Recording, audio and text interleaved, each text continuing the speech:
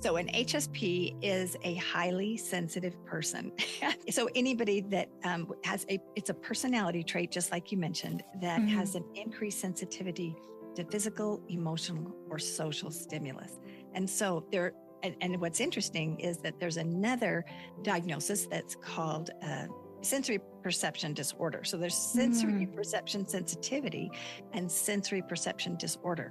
So they're two different things. So an HSP has the sensory perception, and they pick up on all kinds of stimuli. The disorder is different, and that is where someone cannot function. So they both may notice things like, for example, they may feel like bothered by a tag in their shirt. And the highly sensitive people notice things like that. Like they're very sensitive to temperature. They're sensitive to like the seam in their sock. Like when you put a sock on, they want the sock straight, or they don't want the seam in the sock at all. and that can be the same with someone that has the sensory processing disorder. But that when it said the disorder, it is more of a mental health diagnosis because there's difficulty functioning. They can have angry outbursts. They can have tantrums. There's a lot of differences in the way that they deal with that sensory perception. Hi, EnvisionAirs. Welcome to the EnvisionAir podcast. This is the podcast where we envision living our best lives, ones filled with unlimited possibilities, by exploring everyday topics related to health, wealth, community, and love.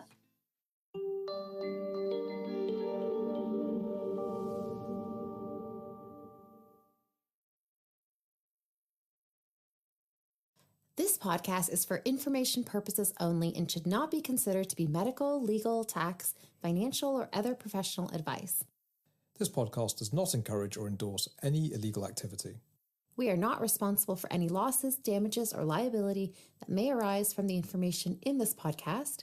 The views explored in the podcast may not always be those of the host. On today's episode, we're going to be focusing on the health pillar of the podcast and talking about what it is to be a highly sensitive person, also known as an HSP. It's estimated that 25% of the population can be described as an HSP. That is, people who feel things or experience emotions more deeply. And these can be both positive and negative. American psychologists Dr. Elaine Aron and Dr. Arthur Aron first coined the term HSP in the 1970s. And the body of research has grown steadily since. HSP isn't considered a mental health issue, but some researchers consider it more of a personality trait that involves increased responsiveness to positive and negative influences. According to Dr. Elizabeth Scott in an article in Very Well Mind, researchers have identified several characteristics that were common in HSPs. These can include avoiding violent movies or TV shows because they feel too intense or leave you feeling unsettled, being deeply moved by beauty, whether it's expressed in art, nature, or in the human spirit, being overwhelmed by sensory stimuli, such as noisy crowds, bright lights, or uncomfortable clothing, feeling the need for downtime, needing to retreat to a dark or quiet room, and having a rich and complex inner life, going inward into deep thoughts and having strong feelings. So if you identify with any of these traits, or you know someone who does, or you're just curious and interested in learning more about HSPs, this is the episode for you. And I'm super excited that we have the amazing Karen Hall, who is the podcast host of The Hero Within, and is also a holistic life coach who trained under the renowned Marianne Williamson. And she focuses her practice on helping individuals struggling with parenting, relationships, and nervous system regulation. She also identifies as an HSP herself and is going to be speaking with us today about living as an HSP and offering advice on how those who are HSPs can live their most fulfilling life. So a very, very, very warm welcome. Karen, thank you so much for being on the podcast. Well, I'm so happy to be here and with all of your EnvisionAirs who are seeking and want to know more. I love that your audience are people that want to learn and they want to grow. And so I'm just so excited to share these things because I didn't know about HSPs. We didn't even have that term, when I was young. And so, but as we started seeing these things, and Dr. Aron and her husband did the research. It was so fascinating when I learned about it, and it was so validating. So I hope that as your listeners hear some of these things, that if they are an HSP or if they know someone that is an HSP, it will help them understand themselves and others better. 100%. That's my hope too. So with this podcast episode, so I think a good starting point would actually be, what is an HSP? I appreciate that I gave a little bit of an overview, but I know that you not only have lived it, but you also have a lot of knowledge in terms of research. So I'd love to hear what an HSP is. So an HSP is a highly sensitive person. The sensitivity part, all of us will probably say, bingo. That part is kind of easy. But so anybody that it's a personality trait, just like you mentioned, that has an increased sensitivity to physical, emotional, or social stimulus. And so and what's interesting is that there's another diagnosis that's called highly sensitive sensory perception disorder. So there's sensory perception sensitivity and sensory perception disorder. So there are two different things. So an HSP has the sensory perception, and they pick up on all kinds of stimuli. The disorder is different, and that is where someone cannot function. So they both may notice things like, for example, they may feel like bothered by a tag in their shirt. And the highly sensitive people notice things like that. Like they're very sensitive to temperature. They're sensitive to like the seam in their sock. Like when you put a sock on, they want the sock straight, or they don't want the seam in the sock at all.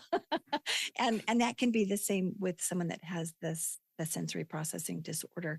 But that when it said the disorder, it is more of a mental health diagnosis because there's difficulty functioning. They can have angry outbursts. They can have tantrums.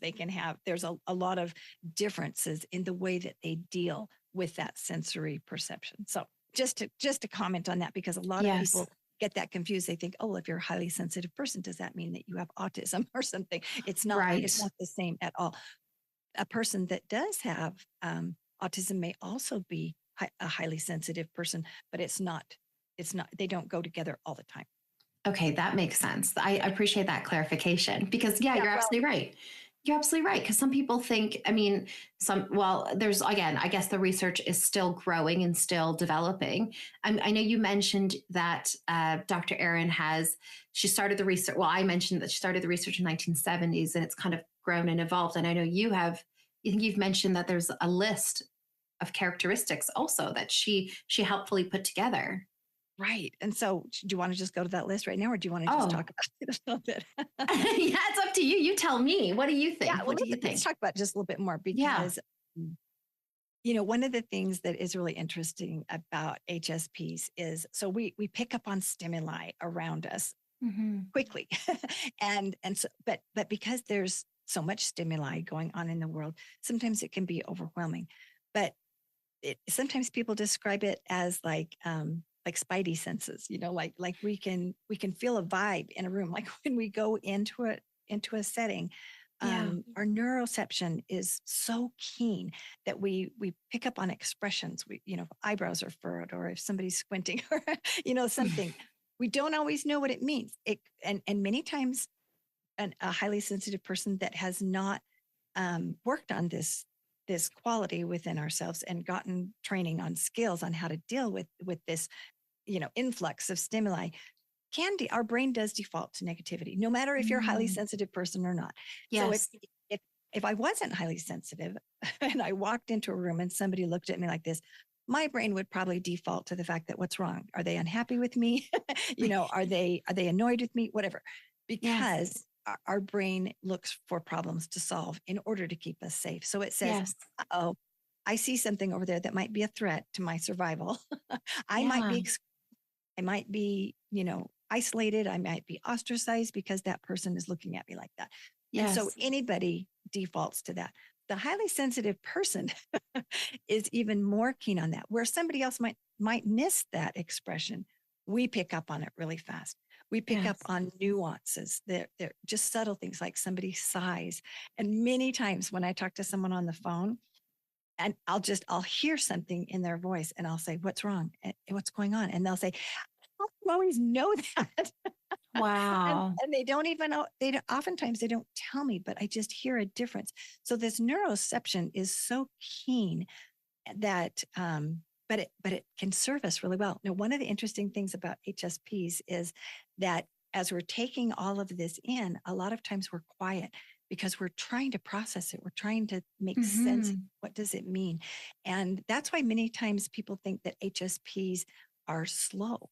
Like they think, oh, they're slow to react, or, there's different terms that people HSPs, and also the introvertedness. They think, oh, well, they're shy because, they're kind of stepping back and we listen, and take in all of that, trying to match expressions and the energy that we feel from people and what is being said. We're just constantly assessing the whole thing. Wow. So it can be very interesting. But one of the things that they found is that HSP is, they found it associated in all kinds of species, which was so fascinating. Fruit flies. I'm like, there's a highly sensitive fruit fly. Oh my word. Yes. So they went through all these different species and found that there is a genetic propensity. And so what they found is, and so they even studied the brain. So they went into the brains. And so while I was, for example, Dr. Aron had people look at couples, look at pictures of people with different expressions. And then she monitored the brain flow to different parts of the brain where we assess emotion, or different things. And she found that the highly sensitive people had an increased brain flow when they looked at pictures of somebody that, for example, had a sad expression. And if it was their partner, they had an even greater reaction.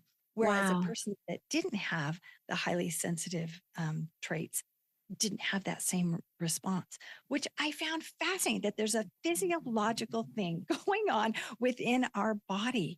Another study that they did with monkeys, rhesus monkeys have many parallel traits. And so one of the things that they found with these monkeys were they kind of decided, like, some of the monkeys exhibited behaviors that they called uptight. So they said, oh, those monkeys are just kind of tense. So then they studied them and they found that they exhibited these highly sensitive personality traits as well. Wow. So, and they had the same blood flow, when they were connected, when they were disconnected. So I was like, wow. So for me, for example, if I sense that I'm disconnected in some way, it's very threatening for me. I feel fear when that comes up, because connection is so vital to me that if I feel that there's some disconnection, I can feel very uncomfortable. 100%. But one of the things that was also interesting in this research was they found that the person with the highly sensitive personality traits, that when they had gone through something, they felt it intensely. So you feel things so intensely inside, which serves the memory. So if I come back to a situation that is similar, I quickly retrieve that data and I am able to then deal with that situation with that previous data. So I remember things. And that was another thing that she found in her research, which I thought was fascinating. People always tell me, you have this Rolodex in your brain. Wow. and things come back to me. And it's interesting to learn to deal with that, because I can, like, for example, I write in a journal, and that's a very healing way for me to process things and to make sense of things. I use a different part of my brain. But when I go back and read journal entries, I am transported back in time, and I feel the emotion as if I was going through it for the first time, which is a joyous experience if it's a positive thing. Sure. But recently I was researching through my journal. I was trying to find something to pull in. And I came across a very painful experience. Oh my goodness. I just felt the pain so much. I looked at people as if we were all back in the same situation. And I was like, okay, Karen, we are not back there. We have all progressed. We have all grown. but my feeling, it was like I was watching a movie and I was just so involved in the whole thing. Wow. And honestly, I looked around. So it's almost like PTSD, in Yeah. many ways, in a positive and a negative way. And so, Yes. but I have to know how to deal with that when that happens, because say, for example, it was with my partner, and I was reading something where we'd had a conflict, and then he comes home in real time. Yes. I could, misperceive things, say he's had a bad day at work or something. I could think, oh, there he goes again, just, here we go. We're having the fight again or whatever. Right. And so I have to be very careful with correctly interpreting things. And that has been the journey of my life, is how to learn to correctly interpret things and then what to do with those emotions that come up. I'm also an empath, which those are not always the same. Sometimes they go together, sometimes they don't. Okay. So I feel things deeply in many ways. Yeah. And so it has been a journey, and that's one of the things that has attracted me to life coaching, because like when I was a girl, my dad noticed these gifts in me, and he said, you pick up on things so quick. He never used the word sensitive, so I didn't connect it with that way. Yes. I was told that I was too sensitive, so I thought that was a bad thing, to be too sensitive. I mean, I still default to that thinking when my emotions get highly escalated. I'm like, I get so annoyed with myself. And but anyway, so it took me, if you want to hear that story, it took me a long time to change my perception about myself in that way, because one of the things about HSPs is that if the caregiver doesn't understand it, it can be very annoying. Yes. Yes. Yeah. And so my dear mother didn't understand it. And I didn't know at the time that she was worried about me. I thought as a child that she didn't like that quality about me, because she would say, oh, you're so sensitive. And I heard there's something wrong. And I would look at other people and I would think, oh, I could see they get their feelings hurt, but then they get over it. They're like, oh, well, whatever, Yes. Yeah. Not me. I would ruminate. I would think about it. Why did they say that? Why did they act that way to me? And then I would, when I finally had figured it out, I would think, well, why can't I let this go? Why can't I just move on? Yes. But I felt it so deeply. And so I didn't know as a child that my mother was worried about me. She was worried, oh, I don't want my daughter to have pain, to have so much in her life. I don't get her feelings hurt and then impact her life, and so she was always trying to teach me, just be like a duck and let it roll off your back. And I'm like, my back has Velcro on it and everything gets stuck there. And she was just like, well, just, so start each day fresh. And I'm like, I don't even know what you're talking about. So anyway, but my dad, I did not know that he was a highly sensitive person, and he's also an empath. And so interesting. He was trying to help me notice the positive traits, but he never used the word sensitive. So I didn't have sensitivity as a positive thing for many, many years. And then one day I remember, it was a process. It wasn't just overnight, but I remember I was dealing with something, and my dad has passed away, but I heard his voice when he told me, you have a gift. And he said, that I had a gift in the way that I could interact with people and pick up on things, and then calm, help emotionally regulate the energy that was going on. And all of a sudden I felt like it was inspiration. It was a spiritual experience for me, and I felt like it was divine, that I saw myself differently. I was like, oh, this is a gift. And I thought, wow. I am more sensitive to other people and people. And I started to pick up in my memory, I started to remember. And then going forward, I started to see and hear, I heard things differently, because people would say, like on the phone, oh, how did you know that something was wrong when you just heard my voice for 2 seconds, Yeah. And yeah. Saw that it served me in so many ways. And so I started to be grateful that I was sensitive, instead of feeling shame. I felt so much shame for so many years. And I still do. I still default to that at times. And I have to work. I have to remember my tools. I have to go back and read, and I have to use my tools to emotionally regulate myself, because when I start to feel shame, those emotions start regulating and I forget everything. Yes. So it's very interesting. So being a highly sensitive person comes with many challenges, and there can be challenges in adapting to new circumstances. Yes. Sometimes, like a lot of people will say to highly sensitive people, in addition to saying, you're so sensitive, they can say, what an overreaction. That's like, fighting words in my book. And so, for a lot of us, we've heard negative things about ourselves from other people who don't understand it.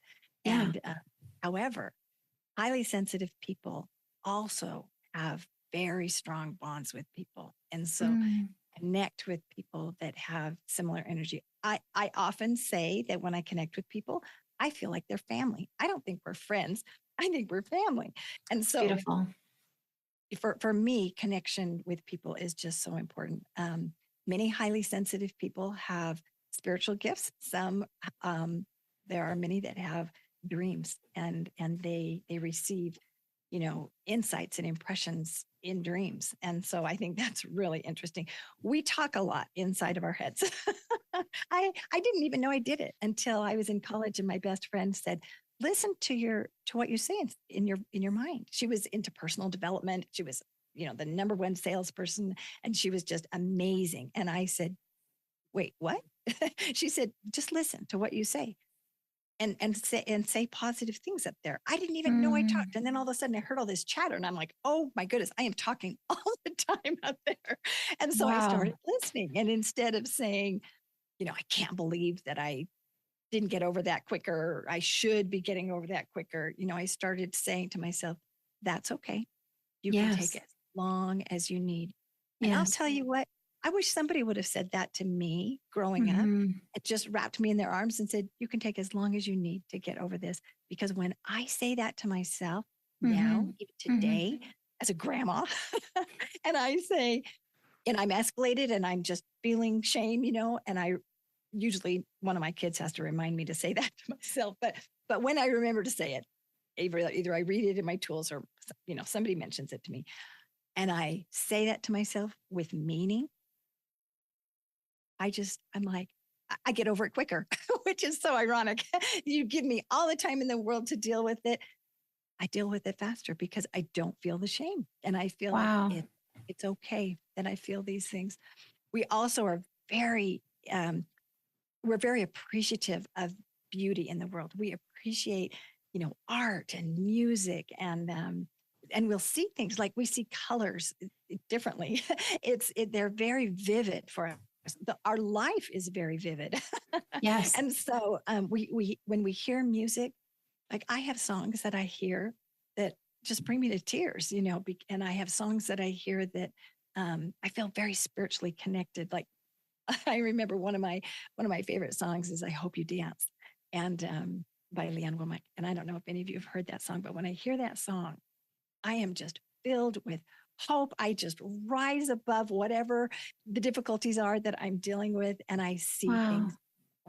And so songs, I have a playlist, and I love it when somebody sends me a song and they'll say, "Oh, this song reminded me of you," and I I feel things very keenly, but I am really picky when it comes to a mattress. My husband says I'm like the princess and the pea. We go somewhere to stay at a hotel. Oh my goodness, what a challenge staying at a hotel. And he'll say, try both beds, see which side is the softest, and a pillow. We get all 8 pillows in the hotel room, lay on whichever one.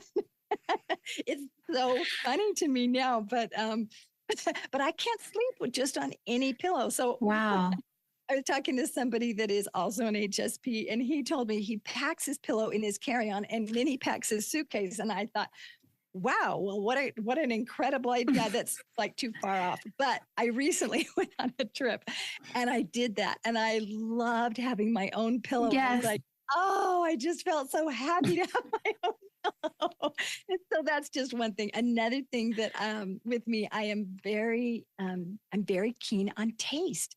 Now, I'm a Mm. dietitian in my previous life, and so I love food. I just love food, and I love to taste food. And one of the things that I have a gift with is I can go to a restaurant and taste the food and discern Oh, the yes. Yeah, spices that yeah. they use. Then I Yeah. can come home and duplicate it, and that Wow. is so fun for me to say, Yes. "Oh, I made this, chicken tikka masala," because I'm not Indian and I don't have anybody in my family that is, and so, but I love the taste of it, and I was like, "Oh, I want to make that." So I made that dish for one of my friends that's a doctor, and he's from India. And I Oh, was just like, wow. oh, I hope he likes it. I hope it tastes good. And one spice I was missing from What was that? Which spice? it was fenugreek. I didn't have any Oh. and they didn't have any at the store. And so I just made it without it. But anyway, he tasted it and he took one bite and he goes, chicken tikka masala. Oh, he said, so good, so good. And then his dad from Oh. India was visiting with him and he gave it to his dad and his dad was raving about it.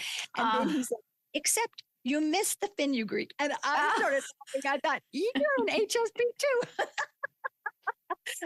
So anyway, it's a fun gift, Yes, but it can have a lot of challenges. So I'll of tell you a funny course. story about a challenging moment with Hmm.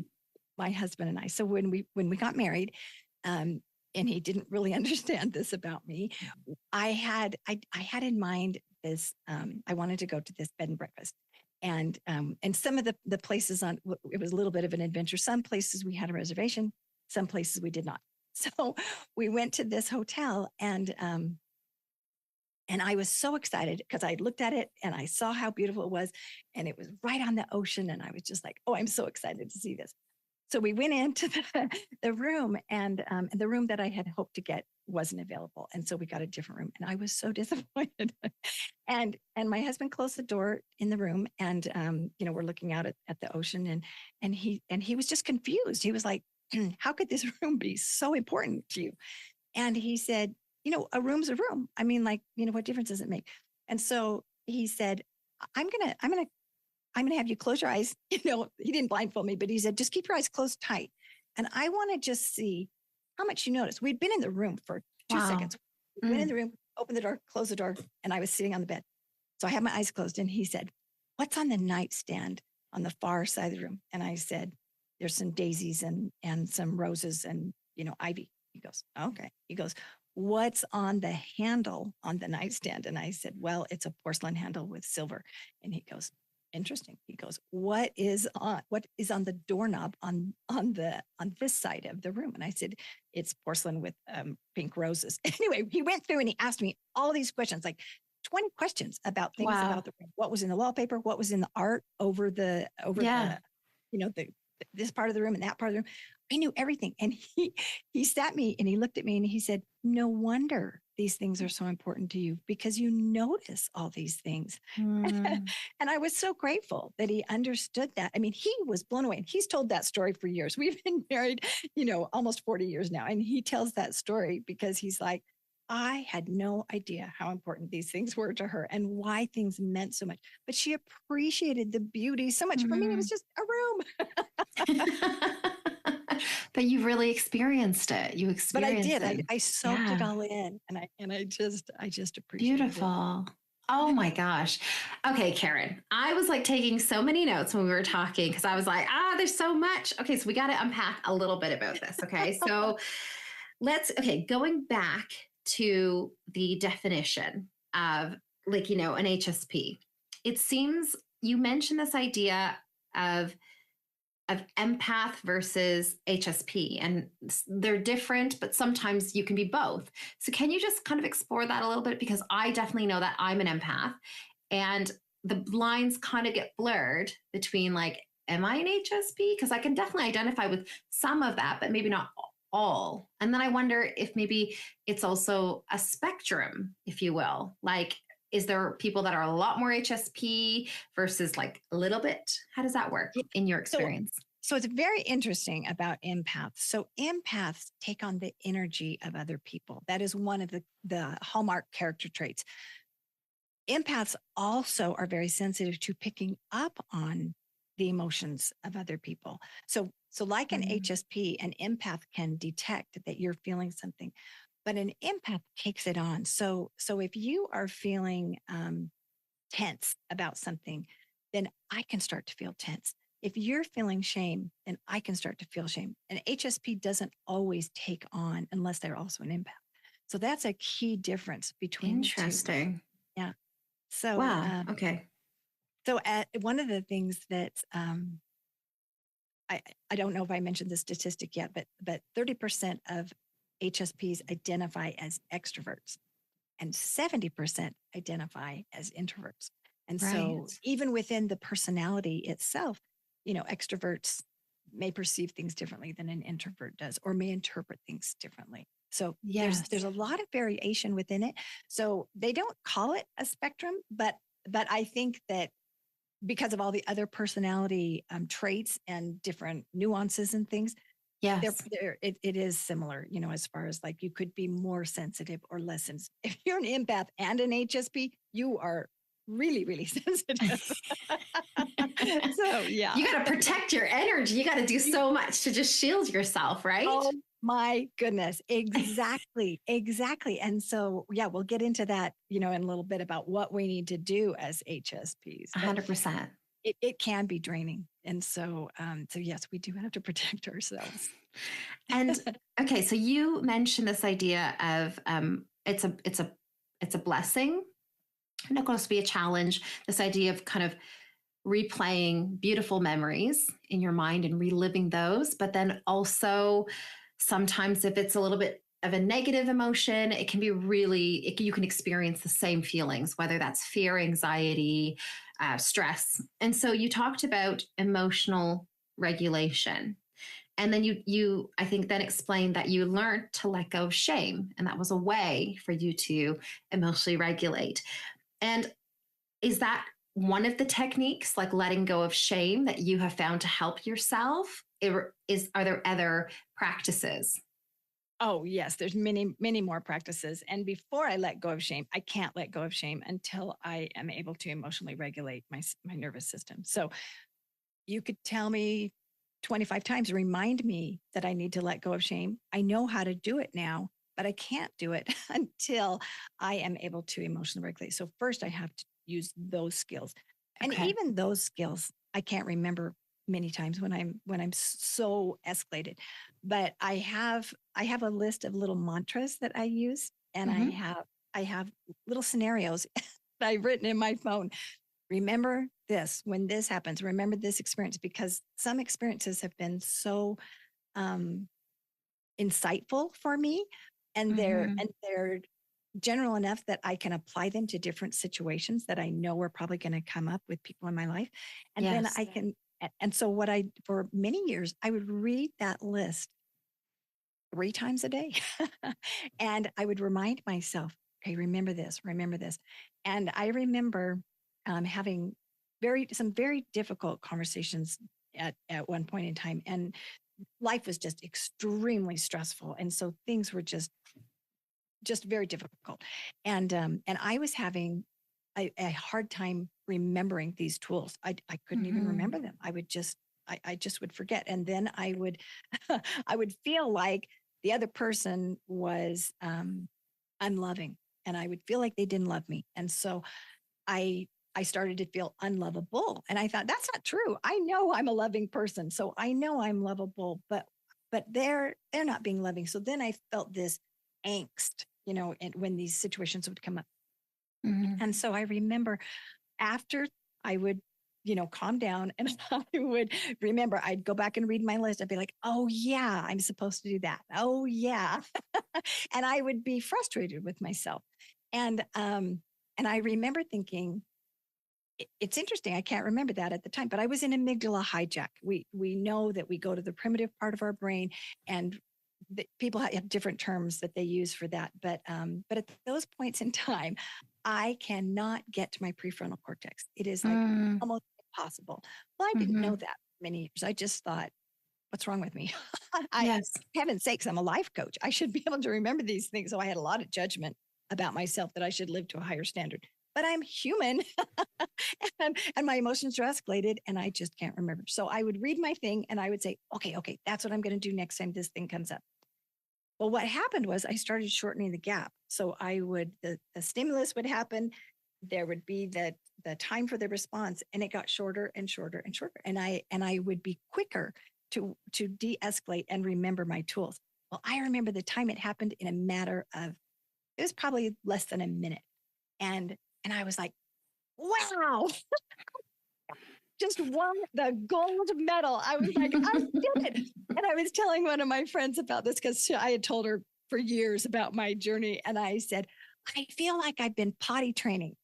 I said, I'm like, okay, the toilet's over there. I feel this sensation. I know I need to get there, but I can't remember it. And I just dribble, and then I get closer to the toilet, but I'm dribbling on the way there. And I actually sit on the toilet and the timing is right. Amazing. And my brain connects wow. it. So for any of us that are mothers, that was how I felt about myself. I felt like, and when I can't even tell you the joy in my heart. I was like, okay, it's possible but I have to get that neural pathway activated. For me, I have to read that list frequently. And I still read that list and I still practice that. I do mirror work. So yeah, we can go into a lot of the things that I do that can help, but I don't know if you want to talk more about like children or about relationships. Oh, well, we have EnvisionAir questions for you that talk about both. And so we'll definitely dive into this, but honestly, that's really, really interesting. I think the how to emotionally regulate high level kind of your tips will be so interesting and insightful. I mean, I don't know if I am an HSP. Like, I don't know. I think I'm more of an empath than I am HSP per se, but who knows? But I definitely feel like that is such an important component, I think, for anyone listening who identifies an HSP, because I have friends, I have people in my close circle who I definitely feel are HSPs. And I think sometimes it's been not having the knowledge of one, identifying as an HSP and actually understanding, I'm not overreacting all the time. It's actually, there's a reason why my reactions are. It's not just because I'm too sensitive or, whatever the narrative that has been given to them. And so I think this will be real. Let's definitely do a deep dive into that. You want me to ask the questions to help people know if they are an HSP? Yes, please. This is the list we were talking about, right? Yeah. So this is one list. There's two. Dr. Aron has one, and then this other one is worded just a little differently. So I thought people might appreciate this. So I'll just tell the characteristics, and then I'll tell a little bit more, after that. So how do you know if you're an HSP? You're extremely empathetic. So as I mentioned, empathy is something that we pick up on because the empathy is different than an empath. So an empath feels the feelings of another person and takes those on. Yes. Empathy is where I can relate to you and understand your situation as if I were you. So I put myself in your situation and see it through your eyes the best I can. I'm not you, but I try to imagine that I am you. We have vivid imaginations as HSPs. So it is a little easier for us to try and put ourselves, in your shoes. Yeah. Do you cherish reflection? Are you one that likes to have time to just kind of process and think and are memories important to you? I love pictures. Pictures are so important to me. In fact, if we don't get one, I am so sad. You have heard, don't take things so personally a lot during your life. You may freeze under pressure. And this is an interesting thing because we want to make sure that we understand all the data and the input that's coming at us. And so sometimes when somebody wants us to make a decision right like that, we can freeze because we're like, wait, I don't know what this all means yet. And so it's not like freezing can be a trauma response. It can also be a response to not being ready and to feeling like somebody is trying to extract something from us that we haven't even put all the pieces together. We're at home inside of our head. And so we like thinking things like I like the, I think happy thoughts up there. And like I said, songs, and different things. However, we can have a tough time with the negative feedback. We feel it so deeply that it's not just like, oh, well, the house is a mess. And we don't just say, well, yeah, I had a bad day, or, the kids were sick. We kind of internalize that and think, oh, well, maybe they don't, appreciate all that I'm doing, or we may take it as far as our identity. Oh, well, I'm a bad, whatever, fill in the blank, because that person criticized or even gave me corrective criticism or feedback. Because I had a lot of people say to me, I'm just giving you corrective criticism. Yes. Well, I work so much better if somebody helps me to see the vision and to point out how I'm getting there. Boy, you point out how I'm moving in that direction, and man, I just want to move even faster and get there. Versus if you tell me the things I'm doing wrong, because I start to focus on that. So that's something I've had to work on. We're very deliberate in the way that we make decisions. So this is a funny one. When I buy things at the store, like clothes, I often don't take the tags off because I'm still not quite sure if I just love it. And my husband calls me Minnie Pearl. Now, many of your audience will not know who Minnie Pearl is, but she was a character on Hee Haw, and you probably don't know what Hee Haw is either. But anyway, she always had tags on her hat and her clothes and things. And my husband just thinks it is hysterical. He's like, just take the tag off. And I'm like, no, I might want to return that. Joke in our house, but I want to look in the mirror just a little bit more and make the lighting match it to my other clothes, whatever it is. But I'm also deliberate about lots of decisions. I am the best researcher because I want to find out all the factors. I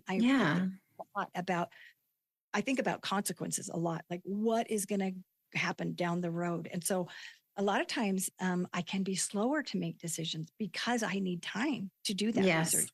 Yeah. I love to interview people and I love to ask them. So when I am trying to make a decision, I ask lots of people, and people misinterpret that. They're like, well, you don't have a sense of self because you're asking everybody else for their advice. And I said, no, that's not true. No. I want to know what they think. Then I want to know why they think it. And then if my criteria matches their criteria, then I think, oh, well, we might have some validity where we match. But if it doesn't, then I say, no, they think about that because of that. That's not the way I think about it. That doesn't fit for me. But I learn so much about their thought processes. And so I love to, when I'm making decisions. We, as HSPs, you're on top of the details. Wow. I mean, you put an HSP on a job, they are so innovative. They are able to make connections with people. I mean, they are incredible, employees. Yeah. They're committed to fairness because they see both sides of the picture. Right. They have a knack for leading people in teams because they pick up on these things. HSPs exude kindness because we're so aware. We don't want someone to suffer. And that is the goal of why I became a life coach, because all these things that I learned, I thought, I wish I would have known this before. I wish I would have known this as a child. I wish I would have known all these things. And when I learn something, I can't wait to teach somebody else so that they don't suffer like I have. That is what motivates me every day. HSPs are amazing problem solvers because we're so creative and we remember things from whatever. Yes. Rolodex we have in there. We notice what others miss. And so after the cleaning lady leaves, you might see the hair, in there, or you might feel the hair on your skin that other people don't even notice, And so we are just amazing noticers. We notice when things change, like the game, one of these things is not like the other. Boy, we notice that right away. Whoa, what's going on here? We have a year's supply of tissues. This has been another thing that's kind of funny to me. Like when the AT&T commercials would come on or the cotton commercials would come on, I just start to cry because I'm just so touched by these things. I cry at airports because I see people coming off the plane and their families greeting them. And it reminds me of being born and how the family is just so excited when this baby comes and they just wrap their arms around them and they just are so full of joy. And then when people are departing on the airplane and the family's waving goodbye, it reminds me of death and how they're moving on to another sphere. So emotional. airports. I get emotional just telling you about it. Yeah, I feel it. I feel it. So maybe I'm in it. I don't know. I don't know what's happening. So I feel it. Got my, my tissues here. Because of all the stimuli that we pick up on, like at work, I hear people talking and I get distracted. Oh my goodness. It's so hard for me when I'm working in an environment with lots of things going on. And at an airport, when I'm trying to work while I'm waiting for my flight and I'm not paying attention to all of the hellos and goodbyes, when I get to my gate and that's not going on as much. I get distracted because I just start to, I hear things, I feel things, and so working at home is very beneficial for a lot of HSPs because we can control the environment, we can control the temperature. Oh my goodness, it was so hard for me when I worked with somebody and she wanted it to be 80 degrees in the office. And I was like, that's just so, I've always been I like cool temperatures and even before I was a grandma. And we seek meaning and purpose. Oh my goodness. I mean, all of us are meaning making machines, but as an HSP, it's even more so. So if those things resonate with you, you may be an HSP. Wow. This is fantastic. Where does this list come from? Is this a list that you've created or is this a list that has come about? This is the list that another therapist created. Oh, another. Okay. Gotcha. Okay. Well, it's fascinating. I can send it to you. But the other physiological thing that I think is so interesting is, have you heard about mirror neurons? No. What are mirror neurons? Yes, neuroscience is so fascinating. So, they've done these studies on. They started with monkeys, and I don't know if that was the very first thing, but anyway, one of the studies that I read was about the monkeys, and if you're a monkey and you're eating a banana, and I'm a monkey and I'm watching you eat the banana, parts of my brain are activated that are mirror neurons. And so I can think of when I ate a banana, I might even sense the taste. I might remember the taste, the sweetness, whatever it is. I have a mirror neuron. Now, mothers and babies have mirror neurons. Babies can pick up on mothers and things like that. So mirror neurons are absolutely fascinating. But HSPs their mirror neurons fire so much more. Their brain just lights up with these mirror neurons. And so it is a physiological thing. So that's why when I see, like you mentioned, a violent movie, we can't watch anything that is intense. My husband always says we have to go to the movies in the morning with you because you have to have more input to de-escalate from the thing. I mean, I become the person in the movie. I feel it. I mean, he touches me if it's a scary thing and I scream, because I am so engrossed in what's going on. So I don't watch violent movies at all, but sometimes I watch an intense movie. I mean, the emotion is just so intense. And so I have to be very careful about that because my mirror neurons are just firing like crazy. That's so interesting because I cannot watch true crime. You know, oh my God. But I do. I start I start thinking about like, if, for example, I've told my girlfriends this, so it's a story, but I say like, because they love true crime. And I'm like, if I watch true crime and like, it's about the best friend, like killing the friend to be with the husband, I'm going to start looking at you in a different way. I cannot separate. I'm like, oh my gosh, what if that person does that to me? And that's very interesting that I don't know, maybe there's that, true crime. I can't watch it that either. So anyway, I totally understand. But when I found out about that, how that blood flow increased and they could actually detect it on magnetic, functional magnetic resonance imaging, I was just like, oh my word, this is so real. So it's a personality trait that is physiologically detected. Yeah. And I really also, what I think you mentioned earlier about this idea of the blood flow, right? And how HSPs will experience like a higher level of blood flow. And that's really, really fascinating. But one of the questions I have then is about whether this is an inherited personality trait. Do you know about that? Because I think that's not like I read.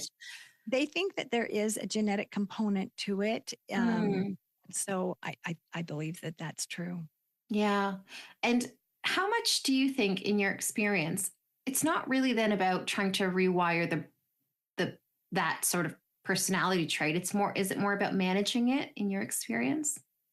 I do think there is some rewiring in the brain that goes on. Yeah. Yeah. And so not in a negative way, but because we default to the negative, if we will, for example, gratitude has the power to rewire our brain, and Mm-hmm. it can actually increase serotonin in our brain. So a lot of HSPs, because they feel things so keenly and because our brain naturally defaults to negative, they can have more issues with anxiety and depression. Mm. So it doesn't mean that anything is wrong. It just is because we feel it so keenly. The other part of that that is so interesting is that many HSPs are unsupported in their personality. And so their caregivers may not understand their, the siblings may look at them like, what is going on with you? I was there too. That's not what happened. But they feel it so keenly, and Wow. they may misinterpret things. I misinterpreted things. That look, I thought they don't like me. But it wasn't that they didn't like me. It was that something was going on with them. And when I learned it had more to do with them than it did with me, that was so freeing. And then when I was able to learn skills of empathy toward them and think, I wonder what they're going through, instead of thinking, oh, they don't like me. That was a game changer for me, because you would think, Mm. being so sensitive and being an empath, I Mm-hmm. would have empathy. But many times like if somebody yelled at me, this is another interesting thing. Like an HSP feels it like an electric current through their body. It's not just that it hurts my feelings. It physiologically, I feel like, as I have touched an electric current, so I know what that feels like. And it feels like that from my head to my toe. And I'll even start to sweat. And so I I have a different reaction when somebody is yelling at me. I don't automatically think, wonder what's going on with them over there. I think, I got to protect myself, because Yes. this would be dangerous to me. And sometimes it hurts. And I oftentimes, pull back because it hurts so Mm. much, until I can, like I said, regulate my emotions and gain perspective on the whole thing. So that has been a journey. That's been the journey of my lifetime. But as I use empathy and say, I wonder what's going on with him, and I really listen and I say, tell me more. Tell me more Mm. why you feel that way. Then that changes the whole dynamic. Yeah. No, I agree. That's really, as in, like, I'm writing it down, and it all kind of is making sense in some ways. And we're going to dive into how to emotionally regulate even further. But it seems like being able to empathize and let go of shame, those are things that I've written down. And maybe also this element of gratitude as well, because I did listen to your episode on the science of gratitude, which was really fascinating. And I know you talked about that and how that can help with the rewiring and the neuroplasticity. So, right. Well, before we move into that specific area, I just wanted to know, your husband, he's not an HSP then? He's not an HSP. He is sensitive, but he's in different ways. In Right. very, Okay. like, he can't stand the tags. Tags are not a big issue for me, but he can't stand tags. So it's interesting how he has Interesting. sensitive traits. I would not call him an HSP, Mm-hmm, mm-hmm. but yeah, he does. And so, but my my HSP maybe is more intense. I don't know what it is, but Mm-hmm. my quality traits have been baffling to lots of people in my life.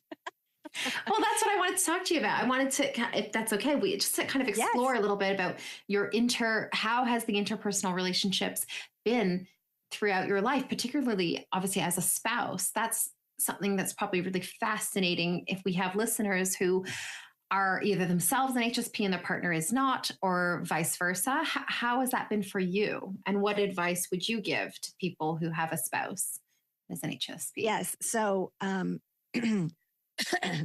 first of all, if I were coaching you and you had a spouse that wasn't an HSP and you were, I would first help you to understand all the things about yourself. I would help you to understand how your brain works, how you process things, and how physiologically you are different, and the gifts that come with that. I would help you see how you can pick up on things, and I would help you see the skills that you have developed and honed over the years that could serve you so well. I would also help you see that some of the things that you may have heard, such as you're too sensitive, or are you ever going to get over that, or whatever it might be, Many of those statements we've heard over and over and over again, not always from the same person. It could be from a variety of people. Well, then that makes it even worse because it's not just, well, my Aunt Sally is just, negative. It's like, well, if that many people say that to me, then there must be something wrong with me. And so I would help you see the beauty in your personality. And I would help you with your self-esteem because our self-esteem can really suffer when we hear those things. So many times we start to believe them. And it's almost like it becomes a belief. It's not just a thought, oh, I'm too sensitive. It's a belief. When we have a thought that is repeated over and over again, it becomes a belief. So I would dig deeper to find out what are those limiting beliefs that hold you back, that limit you in your ability to interact with other people. And then I would help you to have skills to develop empathy. So the other thing that I would do is if I were dealing with your partner, I would help them to understand and show them the studies, the science of the whole thing so that they could see it's not just like sometimes people are like, gosh, you're such a baby, or they'll use terms that are just derogatory because they don't understand, or they may even be doing it as a protective way, to protect you, but the message doesn't come across in a positive way. So I would flip it and I would help you see the positive things, and I would flip it for the other person so that they could see, do you recognize how Nicole has this gift to be in tune when you're hurting and you feel safe to be able to share your feelings with her because you don't feel judgment? Have you noticed how she's so fair that she doesn't, just automatically take one side without considering the other side or whatever it was? I would point out and help the other person to maybe go back in their memory. And if they couldn't think of one, then I'd have you help me think of one. Remember when, and I would, and if there was a difficult situation, I would dissect that and say, okay, let's back up. Let's go through what happened. What was going on in Nicole's mind? What was going on in your partner's mind? How did you see it? How did you interpret it? And then what happened? What did you do as a result? And what were the implications? What was the impact of that? If you told me that I was too sensitive and I felt shame, maybe I didn't want to share with you because I thought I've heard that enough. I know what they're going to say. I don't need to share that with them. Maybe I start to feel distant from you. Maybe I start to feel isolated. Maybe I start to protect in other ways and not be as connected emotionally with you. And so I help people to unravel all of the things and then say, okay, what can we do do we want to be connected? If we want to be connected, what can we do to get to connection? How can we support the person? So if I was talking to you and you felt unsupported in your relationship, I would say, what would help you to feel supported? Now, this is a foreign concept because HSPs are often so in tune with other people's feelings. And because they've been told that there's something wrong with them, in other words, most people don't say there's something wrong with you, but they insinuate it. And so because we feel that way, we can not pay attention to our emotions. We can start to smash those things down and say, not going to go there, not going to, and we may not even notice it in our body. We may not notice these things that are coming up from us. And so I would help you to do that. And then I would help the other person to help support you if they could, if they wanted to. Now, sometimes in a partnership, the other person doesn't want to. They're like, or maybe they don't have the skill. Maybe they don't have the ability. Maybe they've got so much stress going on in their life, or they've had trauma and they aren't able to do that. Many times when an HSP is dealing with somebody that has trauma, the person that has trauma can misinterpret it and think they're blaming me. They're crying and it's my fault. They automatically would think they're watching the AT&T commercial and they're crying. What did I do? What did I say? Did I do something wrong? And when you live with an HSP and you don't have these skills, you may think that. And then you may think, I didn't do anything. I just came home. I was happy. Why is she crying? And so then a person that doesn't have the skill could get annoyed and could get angry. And because they may be misinterpreting it and taking it personally. So, and they may feel helpless. This is the other thing that so many people in an HSP's life feel is helpless. I don't know what to do for this person that's so sensitive. I don't know how to help them. And so that can cause annoyance. in me if I don't have the skills to know how to deal with that. So if I were helping you, I would say, did you know that if you just are with Nicole, that can help her? That if you just be with her in her emotion, whatever she's feeling, and accept that it's okay that she feels that way, if you just give her space and a loving energy. So I've had people in my life that have come and just sat by me. They didn't even say anything. They didn't even do anything. They just sat by me and they looked at me like they cared about me. And I was so supported. I felt so loved in that moment. And it's been so interesting to teach this to other people because you're like, wait, what? I don't have to know what to say. I don't even have to know what to do. No, you don't. Offering that support can make all the difference in the world for an HSP because many times we have not had that support. So that's the most important thing that I would do. What other questions do you have? I mean, that's incredible. Well, okay. So did you and your husband have been married for 40 years, which is amazing. So congratulations. That's so beautiful. He's not an HSP. He's sensitive, but he's not an HSP. So like, how was that to discovering your own journey with HSP and discovering how to emotionally regulate yourself and your own like sort of unraveling of that? And then how did your husband support you and kind of, how did that work together over 40 years?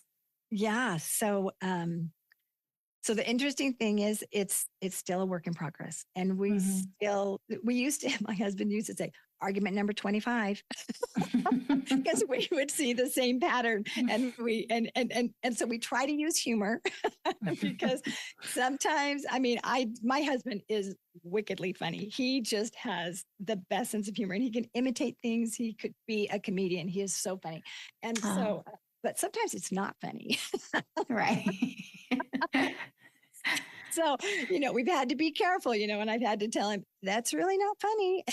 And my husband is sarcastic. And that is very difficult for me as when I first met him, I'd never heard sarcasm. I know that is hard to believe. Aww. My parents were not sarcastic. They were direct. They would just say, why didn't you make your bed? Or I don't like it when you do that. We just directly, And so I had never had someone say to me something like, well, you think that you forgot how to make the bed? I never heard that.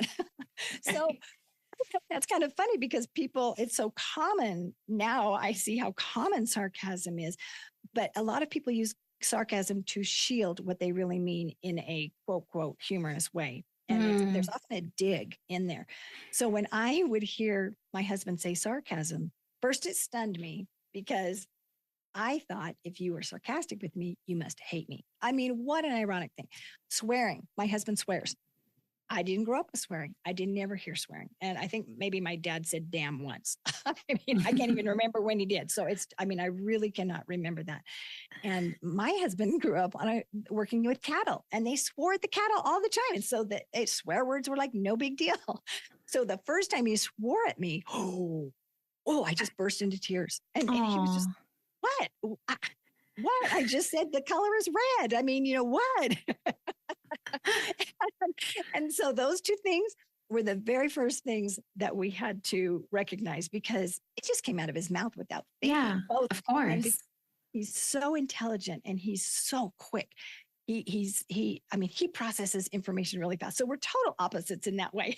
I think and process and, correlate with my Rolodex, and everything. And he's just like, boom. He should have been a lawyer. He is so fast on his feet. So we've had to say, take a minute there, and so now, and the other thing that was really hard for him was he would work really hard to bite his tongue and not say something that he thought. Like say it was like, I don't know, sarcastic thing. And, but I was so in tune with him that I knew what he was thinking. And I would say, I know you're thinking. And I would tell him what he was thinking. And he would look at me and he would say, no, I'm not. Because he didn't want me to know. And he didn't want to hurt my feelings. And I would say, yes, you are. And he would say, no, I didn't think that. And I'd say, yes, you did. And he finally would say, okay, I did. Don't give me credit for not saying it. So when he said, don't I get any credit for not saying it? I said, got a really good point there. I should be grateful that you didn't say it, because I wasn't grateful that he didn't say it. I was annoyed and unhappy and hurt that he thought it. I was like, wait, why are you even thinking that?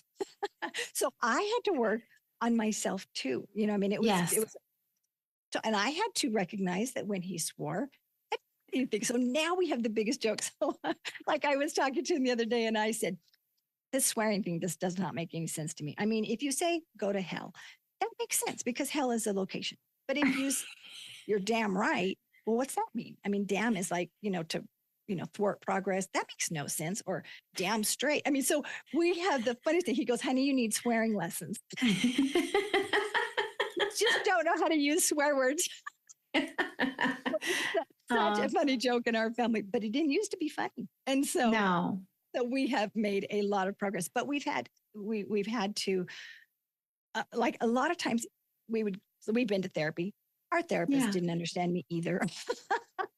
And so, a lot of this had to come by reading and learning and then finding, resources. Yes.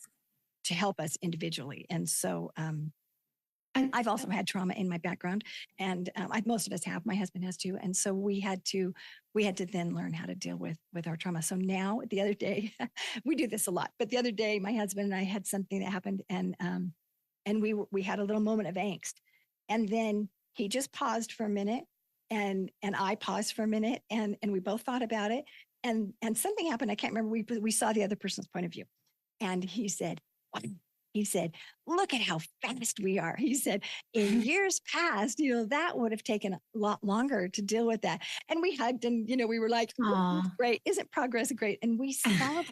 We do. My husband and I, we celebrate our progress within each other and within our relationship, because beautiful. When he sees that something's difficult for me and I do process it quicker and I emotionally regulate, he is just so happy. He's just like, look at you. This is amazing, and so I work to apply all of the life coach things, in my own life. 100%. Yeah.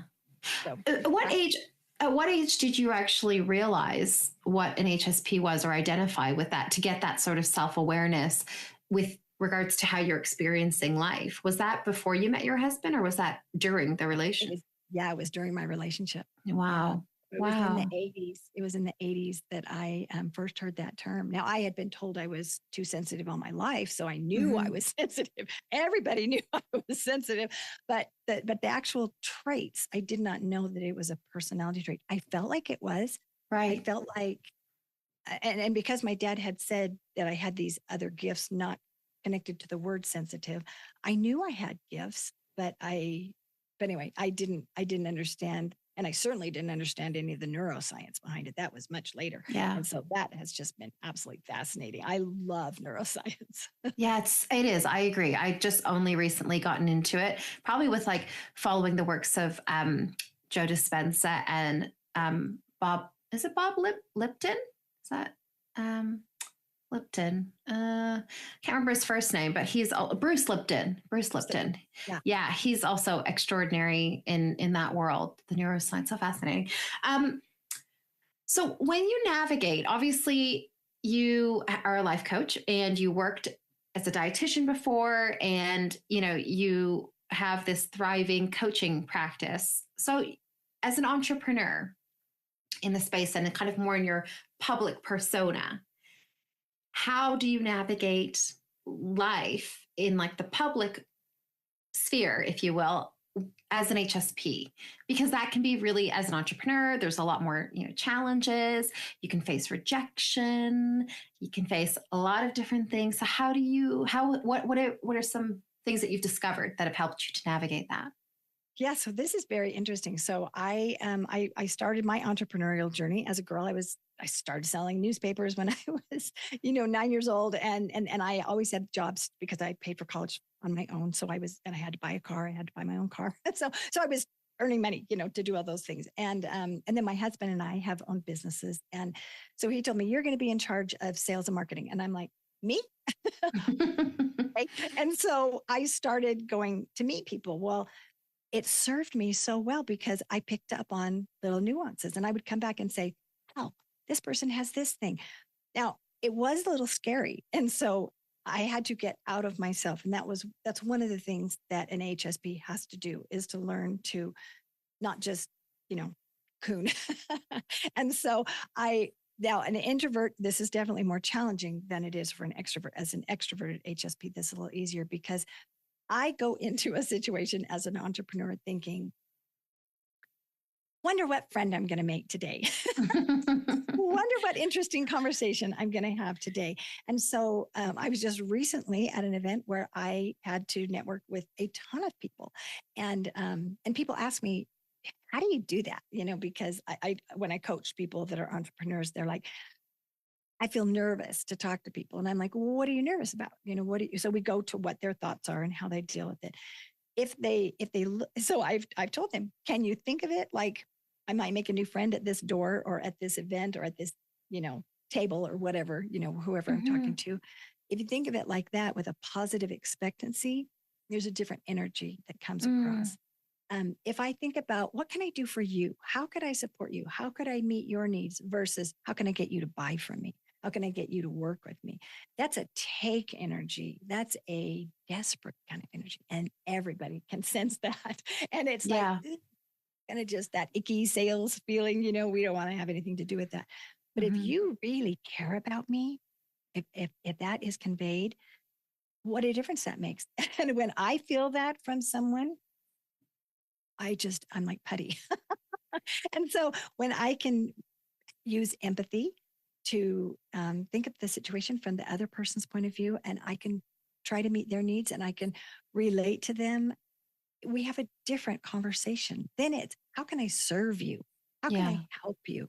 And then if what I have is a match for you, great. If it's not, no problem, because there's a lot of other people. And I believe that there's enough for all of us to go around. So I'm not threatened if you're doing the same thing as I am either, because your style still may be different. Your people may be different. Something about me may resonate with them. Something about you may resonate with other people. So I'm like, let's celebrate. Let's work together, because, it's not like there's only two pieces of the pie left and I'm not going to get one. It's like there's all the pie that we all need. And so that makes a huge difference as far as an HSP getting out there and having the courage to be an entrepreneur, because it is a scary world as an entrepreneur. The other thing is it can be lonely because as an entrepreneur, a lot of times you're setting goals and you're dealing with things on your own. You're not getting feedback. It's not like you get a paycheck on a regular basis. You don't get an evaluation from your boss. Sometimes we can be mean to ourselves as an entrepreneur. Oh, I should have, captured whatever, by such and such a time. But if we just think I have all the time in the world, if we are just loving to ourselves and show that same love, that has been so huge for me, is having self-love. Yeah. Go ahead. Sorry. I was going to say, I didn't learn, somebody didn't sit me down and say, you need to have self-love for yourself. I saw some of that modeled, in my family, but I also saw a lot of giving. And so that is what comes more naturally. And so I do have to actually be conscious of giving to myself and giving love to myself. Sometimes I think, I wish that person would have said this, when that thing happened, when my feelings were hurt. I wish they would have said this. And then I remember one time when I was in college, I was telling my mom this, and she said, well, why don't you be your own best friend? And I'm like, she sent me this article about how to be your own best friend. And the article said, what would you say to someone else that was hurting? Well, wow, I have a whole bunch of things that I could say to you if you're hurting. And then it said, do you say that to yourself? And I thought, I don't. And when I was a little girl, I used to do mirror work. I didn't even know I was doing mirror work, but I used to talk to myself in the mirror. And I would give myself pep talks. And I would, I'm very animated when I talk. So I would just, say, how are you feeling? And I would talk to myself about my feelings. I didn't even know I was doing mirror work. I had no idea that I was activating mirror neurons to feel cared about and loved. I mean, it's kind of embarrassing to admit that I did that as a little girl, but I did. And now I still do mirror work. And when I learned things that I could say to myself in the mirror and look in the mirror and say, I love you. And say it like I really mean it, not like, I love you, check, done. But feel it, because I can feel things, and look in my eyes. And don't get too close to the mirror. They say that we should be 6 feet away. I don't know. Sometimes with my vision, I have to get closer. but really look into my eyes and really feel it and say it again and again and again. Interesting. And so not just once. And then I say lots of things that I love about myself. Because guess what? I know what I'm doing. I know what I'm thinking. Somebody else missed it. They might not even pay attention to the details. So another practice that I have with gratitude is I'll write the things that I'm grateful for. And I was keeping track on my phone. I had like when I felt like I received a miracle, or a moment of grace, I would write it down and I would be like, oh my gosh, what a blessing. I didn't lock my keys in the car. Whereas somebody else might just be like, well, that didn't happen. On to the next thing. I would celebrate that. And then I would write about it in my nightly practice. And that gratitude, I start my day with gratitude. I end my day with gratitude. I try to be grateful all during the day. And then I try to write these things, specific things down, because sometimes things are so nuanced. And I'm like, that could have gone so differently. Well, I am so grateful that happened, that I picked up on that thing. And that the other person, responded in that way. I have so many things to celebrate and be grateful for. And then, like I said, because I have a journal and I go back and I read that again, I'm filled with joy again. And so it elevates my not only my consciousness, my emotions. And so amazingly, that has helped me to heal from the trauma that I have experienced. And it has helped me to raise my self-esteem, because I start to see these things. And so if somebody else doesn't say it to me, I say it to myself. I love to hear it from other people. I love validation. It is just like, it's like, salve on a wound. But if I don't get it from somebody else, then I want to give it. Beautiful. That's so nice. So I'm hearing, I was just taking some notes. So I heard it's mindset, starts with mindset, first of all, getting into the right mindset when you're dealing with people, obviously a very generous spirit, going in with like a generous spirit. Then it's also a mix of self-compassion and self-love and gratitude. Feels like those are big things that you cultivate in your everyday life that help you navigate the world of entrepreneurship, which is probably very, difficult sometimes. Yes, and mindfulness. So being aware, because mindfulness. Being aware of my own emotions. And because I pick up on things so quick, when I practice mindfulness, because that's another part of my morning practice is prayer and mindfulness, then I can recognize, like, just starting to feel that something's off. Something's off. Well, then I can do something about it if I recognize it, or if I'm feeling like something's off, I can say, this situation is not a match for me, and I need to correct, in a different way. Enthusiasm is a really big key for me. When I feel enthusiasm, I feel like, oh, I'm in the right direction. When I don't feel enthusiasm or less enthusiasm, it's like the hot and cold game. I'm like, getting colder. Okay, we'll need to redirect. But that mindfulness helps me to learn acceptance for myself, acceptance for what is going on, acceptance for other, and to remove blocks to love. So that's another thing that I help people do. We often have judgment. So if we remove the judgment, then that love can flow back and forth. 100%. Yes. Okay. So now let's get that question keeps coming up, the how to emotionally regulate. So can you give the listeners maybe a little short step-by-step process of how you, maybe a little strategy that you use to emotionally regulate? Yes. So the first thing that happens with me is I'm usually stunned. And I usually say, I don't know if any other HSPs say this, but I say, I can't believe that whatever thing happened. And so that's my go-to every single time. Well, I didn't even know this was a pattern in me, but I was talking to my life coach, and I was telling her this, and she kept hearing me say this over and over again. My next thing that I say is, why did that happen? What is going on here? And she said to me, do you realize the problem-solving skills that you are using to emotionally regulate yourself? And I said, no, I didn't know that was a pattern, and I didn't know it was even serving me. I thought I was just baffled. And so when I recognize that, so now when I hear myself say, can't believe that happened, what is going on here? I'm like, bingo, bingo. Okay, then I go through my little list. Those trigger me, not always, but I'm faster. That gap between the stimulus and the response is shorter, where I remember, okay, let's go. Sometimes I go straight to my phone. Okay, let's read on my phone. What do I need to do? But the first thing that I know when I say that is, what is going on with that other person? How my goal is to seek to understand them first, and then seek to be understood. I had it all backwards for so many years, and I remember in the 80s, I read this book by Stephen R. Covey, and he said that is the problem with relationships. So if things are escalating, I have to be mindful. I have to be aware. When I recognize that question that comes to my mind and I'm stunned, I have to do something. Many times I pause because I'm trying to make sense of it, and I take a minute. Sometimes I go, if the emotions are really intense, sometimes I go to the other room. I might have to go to the bathroom, or sometimes I go look in the mirror. And I'll talk to myself, and I'll tell myself something. And because sometimes the emotions just, I can go so fast that I have to go and show myself some love. Sometimes I hug myself.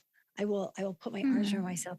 There's a technique called havening where you can stroke your arms like this, and this helps to regulate your nervous system. I'm a very touchy person. Touch is so important to me. Connection is so important. Emotional connection, talking, I love it all. And so, but as I hug myself, yes, that helps me to feel safe. And that helps me to know that it's okay. I can take a moment to think about how the other person is feeling, because there's a fear involved in most of us. Our ego says, whoa, wait. What do you mean we're going to think about what they're thinking? What about what I'm feeling? My emotions are very important. I need to help them understand me, because then we could get rid of this problem. If they just understood, I didn't mean to hurt their feelings, I didn't mean anything ill by what I did, we could solve this problem. But that's not how it works in real life. So I have to work on that ego every single day. And when I can feel safe, that it's okay if I seek to understand you first, and I show that I care about you first, in time, we can deal with me. This is so foreign because it requires not focusing on myself. It requires me looking outside of myself. And so as I do that with the other person, amazingly, their defenses decrease. Their emotions start to regulate. Wow. Their mirror neurons start to fire as they see me calm, as they see me regulating myself. They start to regulate themselves. And so that's so fascinating to me. And that happens with children. We can do the same thing as we model regulating ourselves. We teach our children how to regulate themselves. We help everyone that we interact with as we regulate, to help them regulate. So if you don't feel like I'm a threat because I want to know about you, I care about you, then you feel safe. And then you can be honest with me. You can say, well, I thought you meant this. Yes. And then I can say, oh, I understand why you would think that. I felt that way before when somebody did that. I'm so sorry. I didn't mean to hurt your feelings. And I can see why you would think that. Then I even have the ability to validate you. And if you feel valid, that I understand why what I did would affect you that way. And even if I can't understand it, let's say it's so foreign that it makes no sense to me, I can still validate your feelings. I can say, oh, I have felt fear before too. I know how awful that feels. I'm so sorry. I am sorry, no matter what you feel, even if I think that I didn't have anything to do with it. If you had a trauma response that had nothing to do with me, I still am sorry that you had the trauma response. I'm still sorry that you're hurting. I care that you are hurting. Well, when you feel like I care and your defenses are down and you feel safe and you can be honest, what do you think is the next thing that happens usually? Obviously opening up. You open up and you usually reach to me. And you say, then you're able to hear all of your blocks to love start to come down. Now, it doesn't always happen overnight, doesn't always happen right in that moment. Sometimes it takes time, but it's an investment in trust in the relationship. 100%. Yeah. And if I want greater trust, I could say, no, I don't want to hear what you have to say. No, I don't care what you have to say. I'm going to tell you what I have to say. Then I say, does that get me what I want? No, what I want is connection. I want connection more than anything. That is the most interesting. And so I can postpone. I can have delayed gratification of getting to tell my whole side of the story. And you know what? What's so ironic? Sometimes I don't even have to tell my side of the story, because when I hear what they think and how they feel, I'm like, well, that totally makes sense. No wonder they thought that. Yeah. It doesn't even matter, because it all makes sense now. And then then I can say, I care more about you than I do about my feelings at that moment. Not that I don't care about my feelings, but I care so much about you that I'm going to put you as a priority. Now, people get confused when they hear me say that, because they think, whoa, what do you mean? You don't care about your feelings? I do care about my feelings, and my feelings are extremely important to me. And I can validate myself. But if you don't have the skill or the ability or the composure to do that, then what is most important to me? What is most important is coming together, being unified, and building the relationship. Beautiful. I love that. And that is so helpful, I think, especially with the relationships where it's like interpersonal. I have a question that came to my head. What happens if it's like a stranger? So let's say you feel like you've been wronged by a stranger. Let's say, for example, you're driving and someone like cuts you off, or I don't know, I'm thinking about that. Or we have an EnvisionAir question. They mentioned that sometimes like their partner, they'll be at a grocery store and someone bangs the cart, and there's a response from the person with the HSP spouse gets really upset, feels so deeply wronged by the person's thoughtlessness. But in that moment, those instances, you're strangers. So the stranger wronged the person who has HS. Like, how do you navigate that when you can't really communicate necessarily? That person's probably just gone and like living their life, doesn't even think of it again. But obviously that person has really been deeply affected by that. So how do we deal with that? That's a great way to start some of these EnvisionAir questions as well. Yes, that's a great question, because so I'll do the traffic one, because that just happened to me. Okay. And so I was traffic was really busy, and I needed to move over to another lane. It was tight, but I could fit. So I put on my blinker. I moved over. Well, apparently the person behind me didn't think that I left enough room, or I don't know. I don't know what they thought. But as I got onto the freeway and I was driving along, they roared up behind me in their truck, and then they were just right behind me, and I'm like, oh, what's going on? Because I had no idea anything had happened. And then they came next to me and they flipped me off, and they were making all these angry faces. Well, I had that electrical shock go through my body, because I was like, whoa, what? I did the thing. I can't believe what's going on here. So then I recognized my little questions that I asked myself, and I felt bad. I was like, oh my gosh, what happened? And in other situations, I feel offended. Why would they do that to me? I didn't do anything to them. And sometimes I get my feelings hurt. Most of the time I get my feelings hurt. And so I had to say, it took me a minute, to breathe. My heart was pounding, because they were obviously furious at me. And then I thought, okay, what could they possibly be thinking? And I thought, maybe they were afraid I was going to hit their car, or maybe, I used my imagination to think, what could they possibly be thinking? And when I can't think of anything, like say I think of nothing, I can't think of a single thing they could be thinking, then I think, I'm sorry they are having a strong reaction, a negative reaction to that thing. And I wish them well. I sent him off with love, and I thought, I'm sorry. I know there's no time and space, in the world, and his spirit can hear my spirit, even if he's not next to me.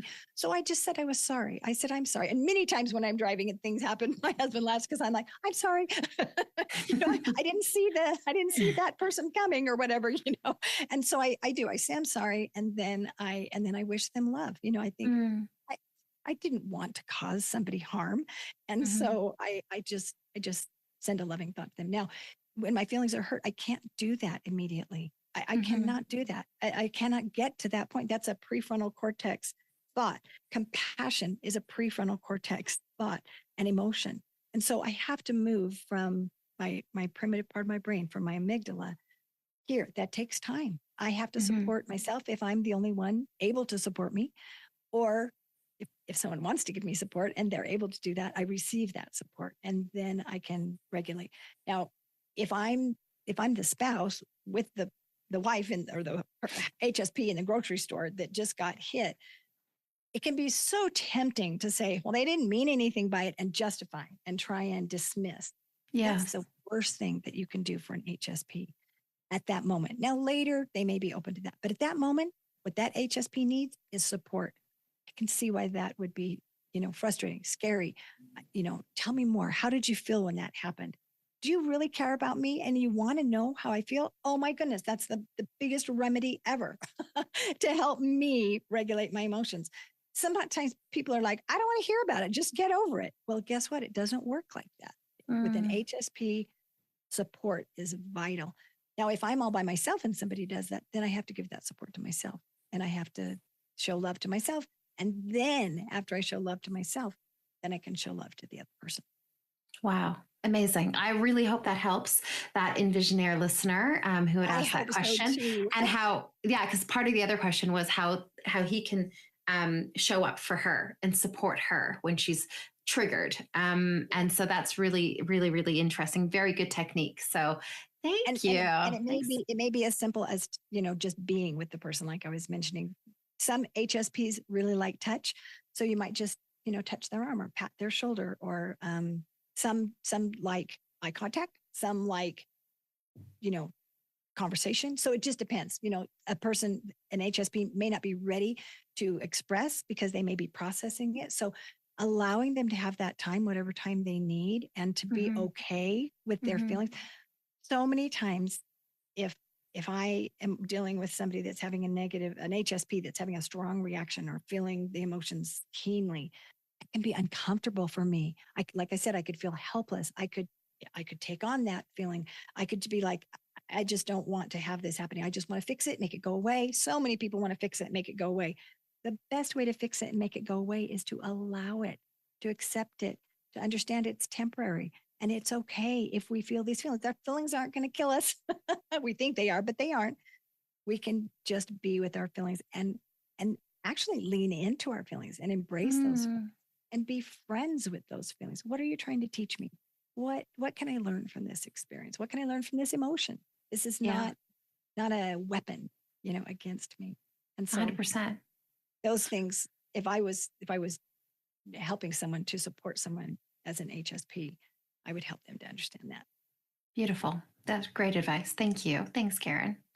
We have 2 more EnvisionAir listener questions. And I'd love to get your views on it because I think it'd be really, really helpful. One has a child, they think it might be an HSP. And the mom wanted to know what general advice you would offer her in terms of how she can help her child navigate life as an HSP. So this is a great question because if the mother, this is a mother that's asking this about the child. Yeah. So if the mother is an HSP also, it's a different dynamic. And if the mother is not an HSP and this is foreign, then it's a different dynamic. So let's say that she's not an HSP and the child is an HSP.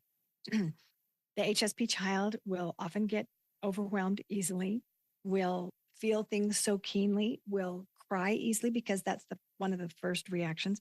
Sometimes an HSP will have angry outbursts because they don't know how to deal with it. And they may think somebody is trying to hurt them. And so they get defensive. But allowing that child to feel the emotions. So if they are feeling the emotion, to just help them feel safe to feel that emotion. So when I had, my children are all highly sensitive. And so as they had those strong emotions, I would try to get them close to me. Now, this is very interesting because there has to be a high level of trust. So first work on the relationship. first work on the trust, and then you can do these things. But so you show love to the child and you reflect back. You could say, like, one of the things that I would say is, I can see you're having a strong reaction to that. Yes, I am. And when they're not verbal, I used to use pictures. So I would say, show me the, like, I had faces with different expressions. I would say, show me which face you feel. How do you feel? And so they would point to the thing and I'd say, oh, you feel sad.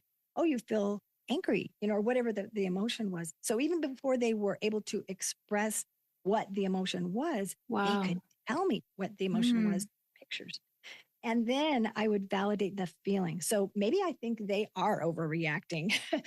I can validate that feeling. I could say, oh, you feel scared. And then I relate back to myself. I've felt scared before. I know how that feels. So I normalize that this is a normal emotion to feel scared. Maybe I didn't feel scared in the same situation that they did. Yes. But I let them know that I understand and I have felt that. And then with that validation comes safety. So I build my trust in that relationship that way, so that then the more can be, tell me more of how you feel. Tell me why. Now, if a child's verbal, they can tell you all kinds of things. And then you can, so then they are starting to, as you've heard the saying, name it to tame it. Amazing principle. Just picking out the picture, I could see my child start to emotionally regulate. And then naming it helps adults and children, all of us, start to regulate, which is a fascinating concept, that just naming it has that much power, but it does. And so then I help them understand their feelings, and I help them know that it's okay to feel that feeling. It's okay if you feel that way, and especially if I've ever felt that emotion, which how many of us have not felt all the emotions? I mean, we've all had those things. And so, but then when I express how I understand that, then I feel even safer. I start to de-escalate even more as a child. And then when you express love to me and tell me how much you love me and how much you care about me, now you're showing it, now you're saying it. I'm safe in this environment. Then I start to be able to tell you more about what I feel. Then when things are more regulated, and it might not be right at that moment, it might be later at bedtime, you might have a discussion. Let's talk about what happened earlier today. Are you interested in my thoughts about it? At some point in time, you'll be able to help that child to see things differently. And that's one of the questions I ask myself. Are you willing to see this thing differently? Because sometimes I'm so entrenched. I think, nope, this is the way it is. I'm right. They're wrong. That's all that it is. And I think that way sometimes when I'm emotionally dysregulated. But when I start to feel safe and I start to say, I wonder how that person feels. So I would do that with my kids. But don't do that first, because if you do that first, it feels like you're invalidating me of how I feel. It feels like you're dismissing me and that my feelings aren't important. And I'm like, I don't want to talk about how that person feels. I want to talk about me. I want to talk about my feelings. So that's really important, especially for a child. And sometimes I would do this with role playing. So sometimes I didn't say, well, when you did that, this person might've felt that way or whatever. I didn't do it that way because then that defensiveness starts to come back up. But I would role play and I would say, okay, what if Susie and Mary are having this interaction? I would not use the same situation because otherwise they would think, oh, she's talking about me, but I would use a different one. And so I would say, what do you think might be going on in Susie's mind? What do you think Mary might have thought about that? And I just talk about perceptions and about interpretations and about how we can look at things differently. And I show how those people can, emotionally regulate themselves. And so I would teach those things in story form. I still do it with my children are all adults. They're all married. And now I have 5 grandkids. And now I teach my grandkids those skills because I want them to know that first and foremost, that I love them more than anything. They are the most important thing. And their feelings are allowed. They're allowed to feel the way that they feel. And we will figure this out. We can do this, but only in that environment of love. And when I am expressing empathy to them, and I call that the empathy advantage. And that gives you the advantage of building that trust in that relationship, whether it's with the child, with a spouse, in the entrepreneurial world. Using that empathy is what gives you that advantage to build that trust, to build that relationship. I love that. That is amazing. Well, that moves very well into the next question, which is from an HSP himself. He's entering the entertainment business, which is notoriously known for being full of rejection and some nasty characters. Any advice that you can offer him? Obviously, I know that there's been so much that I'm sure he's picked up on so much throughout the whole episode, but do you have anything specific for him? Well, first, I think it's very helpful to understand that there may be some negativity there. Like you said, there may be some toxic behaviors there. There may be some criticism or different things. And so knowing that I'm going into a situation and that may be a possibility, I am better prepared. I'm like, okay, this is going to be a chance. Make sure that I've got my tools, make sure that I'm reviewing all my tools, make sure that I am practicing self-care, make sure I'm doing my mindfulness. Don't just go in there without your armor. Yeah. Make sure that you are showing your self-love so that you can come in it in the best way that you can.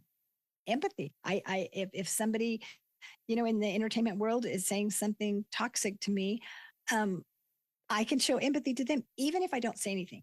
I can show empathy in my mind. I can think, oh, they must be having a bad day or whatever. And then that energy kind of like seeps through your pores. It's so fascinating how it happens. But the most important thing is to show empathy for myself. So if it does hurt my feelings, if I do feel rejected, if I feel, criticized or whatever it is, to love myself through that process. I might have to go to the bathroom for a minute, time out. Everybody has to do that sometimes, right? So I might have to go do some mirror work at that moment. And then I show that love to myself. And then I say, what can I do with that information? So if you just told me that I, read my lines wrong and I'm a lousy actress or whatever, I might say, is there anything that I can take from that is helpful? Because I could really sting to hear that, especially when I care so much about this thing and I want this thing so much. But if after I'm regulated, after I feel loved, I love myself, then I can say, well, maybe I could work on my lines more, or maybe I could do whatever, But if I say, no, I did the very best I could at that moment, then I can say, that's their opinion. I'm going to let them keep their opinion. Thank you, but no thank you. You can keep that opinion over there. I do not receive that. I receive that I did the very best that I could. I'm a work in progress. I'm human. I can do better, with more training, more practice. I'm not saying this is the best I'll ever get, but I cannot receive some things. And that has been really helpful because I am a grateful person and because things come at me and as an empath, I do take those things on to say, thank you, but no, thank you. And even if it comes in with a lot of negative energy, I can still say, thank you, but no, thank you, because there was a reason why they said that. I don't know what it is, but no, thank you. I do not receive that. Yeah. I just give it right back to you. Or I might take it and throw it in the garbage, in my mind. I might just throw it in the garbage.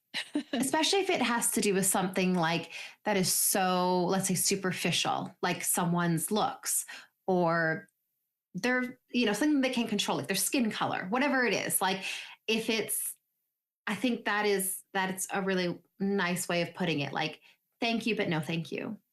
Especially if there's nothing that you can even extract from that. Right. It's just nasty, Yes. Thanks, yes, Karen. Absolutely. Gosh, this is like a master class on HSP. Like this is a master class.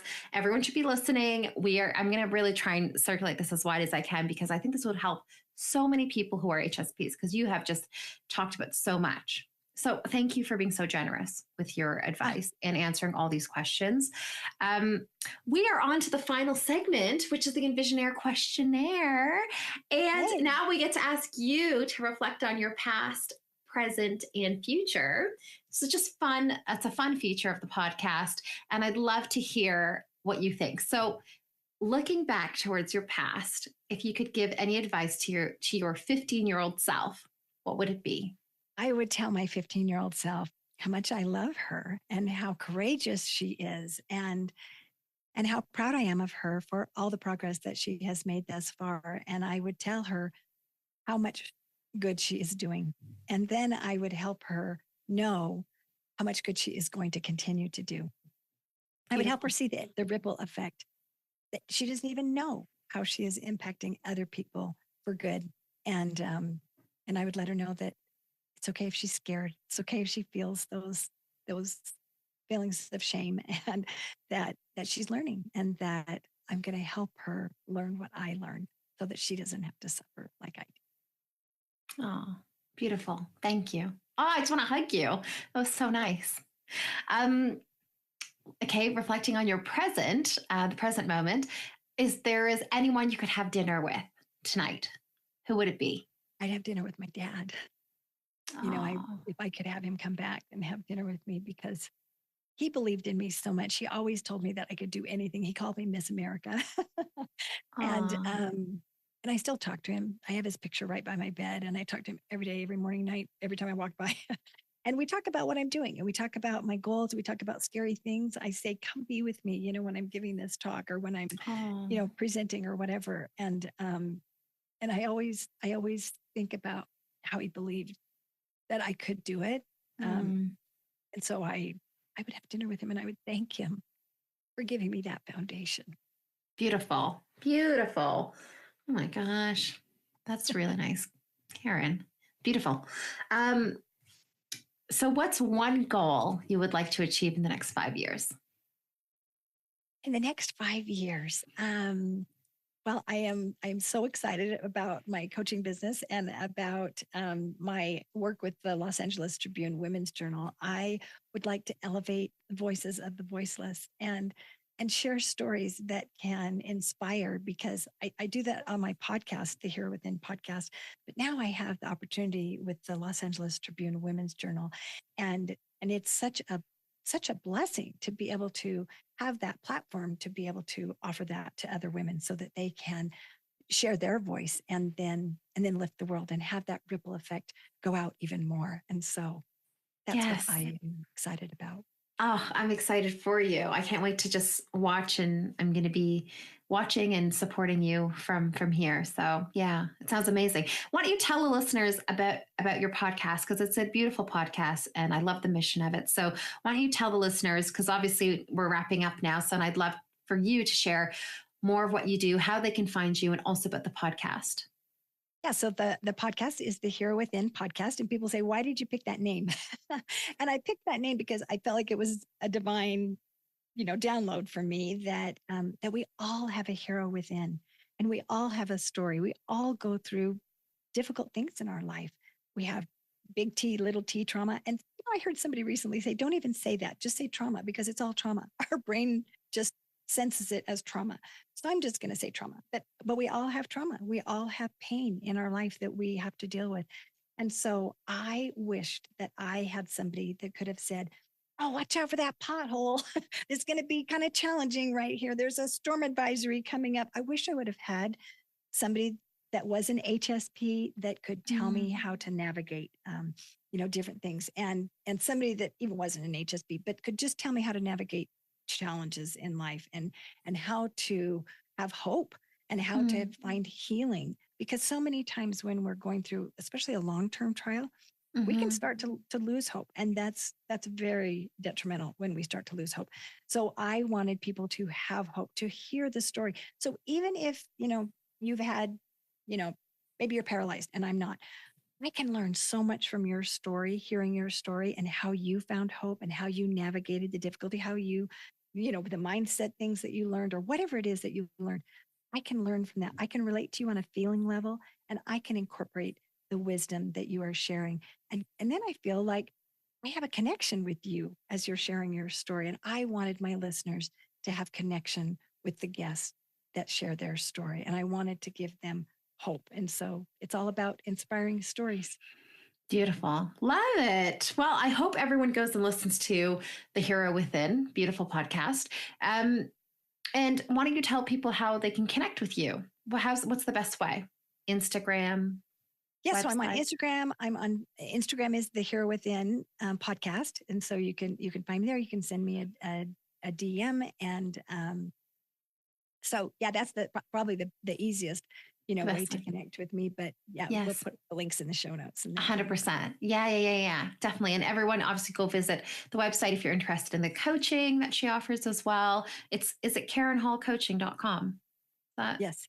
Yes. I'll put that also in the show notes. But thank you again so much, Karen, for being on the podcast. You have been just incredible. And I learned so much about HSPs. And I think this is literally a mastermind. This is like a master class of like HSPs and how to navigate life. It's fascinating. Really, really good. Well, Nicole, I have to tell you, it means so much to me that you want to know. I am so grateful when someone is interested and they want to know what I have learned. It brings me so much joy. And so I am so grateful. And I'm grateful for the questions from your EnvisionAirs. And I'm so grateful for their desire to learn and their desire to grow. And that just thrills me because I can learn from you and I can learn from them. And so thank you for the questions. Thank you for the joyous conversation. You just took me back in time and helped me, relive my journey, which is such a joyous thing to see progress in our life. Yeah, so thank you. 100%. Well, you're leaving a legacy with this. So I'm excited. I'm excited to share it. So anyway, all right. Mwah, lots of love. You too. If you want to see more videos like this, make sure you hit subscribe and check out this video here.